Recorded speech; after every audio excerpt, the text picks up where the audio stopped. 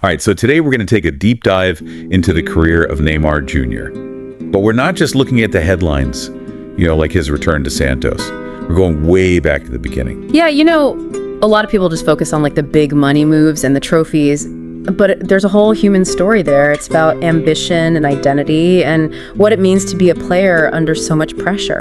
Exactly.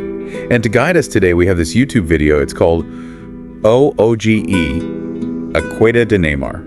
The rise and fall of Neymar. Yeah, it's from a channel called Gustavo Marques. It's in Portuguese, but we'll break it all down. It's a great video, it celebrates his genius, but it's also honest about his controversies. It really tries to show the whole picture of his career. So let's rewind all the way back to the beginning, to when Neymar was just a kid at Santos.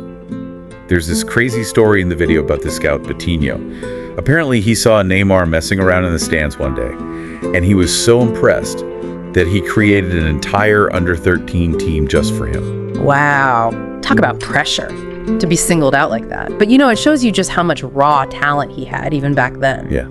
And that Santos Academy really nurtured his style, that football arte, It's like this joyful, almost instinctive way of playing, and it became his trademark. He became a sensation. He was leading Santos to victory in Copa Libertadores, scoring insane goals. Do you think all that early success, all those expectations when he was so young, do you think that played a role in the decisions he made later on?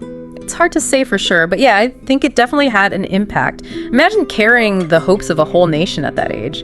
It's no wonder that he had this drive to be in the spotlight, to be the one, Then in 2011, he had that meeting with Messi at the Club World Cup. Mm-hmm. Barcelona won, but Neymar definitely made an impression. Do you think that was the moment he realized he wanted to be on that global stage? What I find fascinating about that match is how it sort of foreshadowed their careers. You had Messi, this legend already, representing this very refined tactical brilliance. And then you have Neymar, this explosion of raw talent and flair. It was like two different philosophies of the game coming together. And then boom, 2013, Neymar signs with Barcelona. 88 million euros. He becomes part of the MSN trio. Messi, Suarez, Neymar. Do you think playing alongside Messi, arguably the best player in the world, did that help or hinder Neymar's development? Oh, that's such a tough question. It's a double-edged sword. On the one hand, he was learning from the absolute best in a system that really played to his strengths. They were practically unstoppable, winning La Liga, the Champions League. But on the other hand, Neymar's this incredibly ambitious player who's always wanted to be at the very top. And now he's sharing the spotlight with someone who's already an icon. The video mentions some tension starting to build. Like that time, Neymar almost got into a fight with Semedo during training. Do you think maybe the pressure was starting to get to him? I mean, it's definitely part of the story. Remember, this is a guy who's used to being the center of attention, the main man, and suddenly he's one part of this very talented machine. That's a tough adjustment, psychologically speaking. It doesn't always go smoothly. And that leads us to the next chapter, his record-breaking transfer to PSG.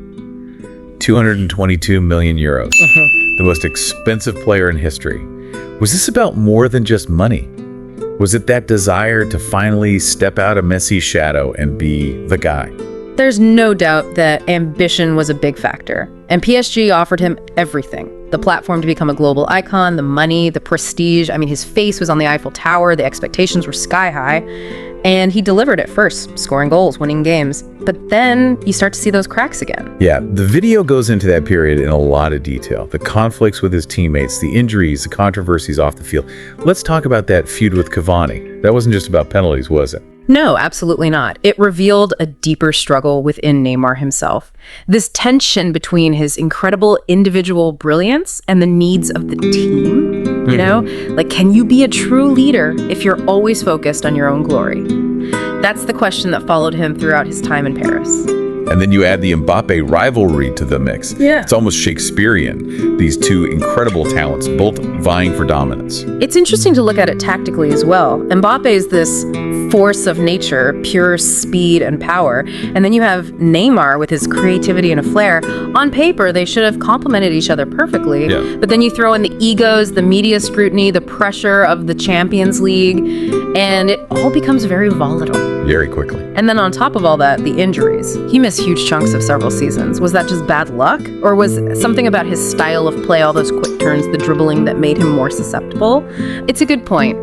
Football arte is beautiful, but it takes its toll on the body. And as players get older, they need to adapt. Maybe that's something Neymar struggled with. He was so attached to the style that made him famous that he didn't want to change. And you can't forget about the partying, the late nights. That didn't help. The video even shows him dancing at Carnival while he was supposed to be recovering from an injury. It just fueled that perception of him as someone who prioritized having fun over his responsibilities. Right. And that's where it gets complicado, you know. You have this incredibly gifted athlete, but the distractions, the lack of discipline, it starts to overshadow everything he does on the field. It becomes this narrative that's really hard to escape. And then, of course, there's the move to Al Hilal in the Saudi Pro League. A lot of people saw that as a turning point. It wasn't your typical end-of-career move for a quick payday. He was only 31. Still in his prime, really. It was a bit of a shock. Yeah, the Saudis were throwing around some serious money, that's for sure. I think his contract was something like 400 million euros over 2 years. It's hard to say no to that kind of money. True. But the video suggests there was maybe something more to it than that, you know? Like he'd achieved everything in Europe, but maybe it had come at a cost. The pressure, the scrutiny, the constant battles. Maybe he just needed a break. It's like the joy of the game had gotten lost somewhere along the way. And maybe he thought the Saudi League could help him find it again. And to be fair, the Saudi League is a lot different than it used to be. They're attracting some big names, investing in infrastructure. It's not just a retirement league anymore. So less pressure, still playing at a high level, and a huge paycheck. I can see why he went. But it didn't really work out, did it? He had his moments, but the injuries kept coming back, and overall he just wasn't as impactful as everyone expected. It's like something was still missing. The video talks about this growing sense of disillusionment. Like he was going through the motions, looking for something more than just goals and trophies. It raises an interesting question about motivation. What really drives a player at that stage in their career? Is it about external validation, the trophies, the awards, or is it something deeper? A need for purpose, a sense of belonging, something that truly fulfills them. And that brings us to his return to Santos. He could have stayed in Saudi Arabia, finished out that huge contract, but he chose to come home. Why? The video highlights the emotional connection Neymar has with Santos. It's where it all began for him, where he was discovered, where he first tasted success.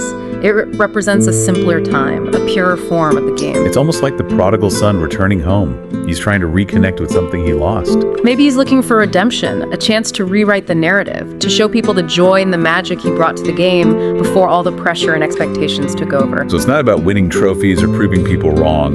It's about finding peace, rediscovering that love for the game that started it all. It's a powerful story, but it's not simple. Can he really recapture that old magic? Can he adapt his game to where he is now? And how will he handle all that pressure of being back in the spotlight? The returning hero. The video leaves us with a lot more questions than answers. Yeah. Which is kind of fitting for a career as unpredictable as Neymar's. What we see is a player who's looking for something more than just success on the pitch.